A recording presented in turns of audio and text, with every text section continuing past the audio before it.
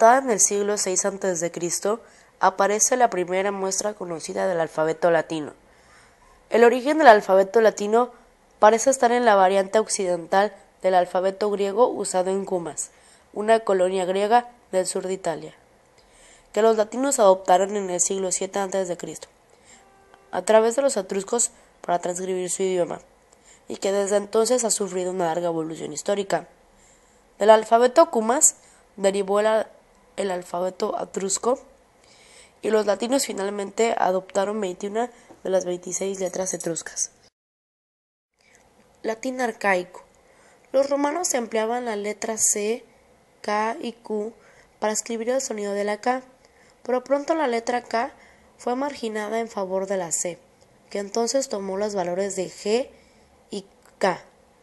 Durante el siglo III a.C., la letra Z dejó de usarse y se eliminó del alfabeto, tomando su posición alfabética la letra G, una modificación de la letra que representaba el fonema G. Según Plutarco, la idea de ponerle un palito a la C para poder diferenciar cuando representaba al fonema G fue de Spurius Carvilius Ruga, de forma que quedó la representación C es igual a K y G es igual a G. Así el alfabeto volvió a tener 21 letras. Latín clásico. Tras la conquista de Grecia en el siglo II a.C., se introdujo la Z y se adoptó la Y para transcribir las palabras griegas que se tomaban prestadas, colocándolas al final del alfabeto. El intento del emperador Claudio de introducir 3 letras adicionales, las letras claudias, tuvo una vida muy corta. El nuevo alfabeto latino contenía entonces 23 letras, que ya tenían la forma de nuestras mayúsculas. En cuanto al nombre latino de las letras, los romanos no adoptaron sus nombres griegos de origen semítico, sino que en general formaron los nombres de las consonantes oclusivas, añadiendo una E después del sonido representado por la letra, mientras que al resto de las consonantes se les añadió la E antes de su sonido. El nombre de las vocales era simplemente su sonido. Cuando se introdujo la letra Y, probablemente se llamaría I, como en griego, pero cambió a Y porque para los latinos resultaba difícil diferenciar entre los sonidos de la I latina y de la Y. Para la Z se adoptó su nombre griego Z. Edad Media. Las minúsculas que no existían hasta entonces se desarrollaron a partir de la cursiva romana nueva, como las minúsculas visigóticas o merovingia.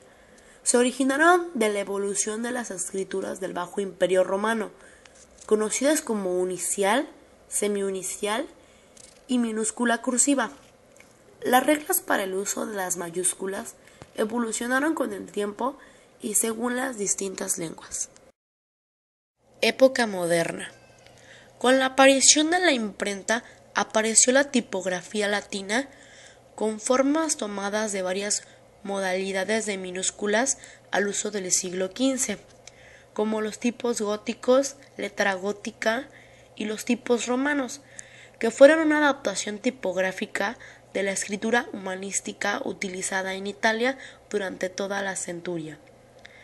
En la época colonial, el alfabeto se extendió por todo el mundo, siendo adoptado por muchas lenguas que anteriormente no tenían forma escrita o desplazando a otras escrituras. La letra ñ se originó en la península ibérica. La primera referencia de ella es en el año 1295.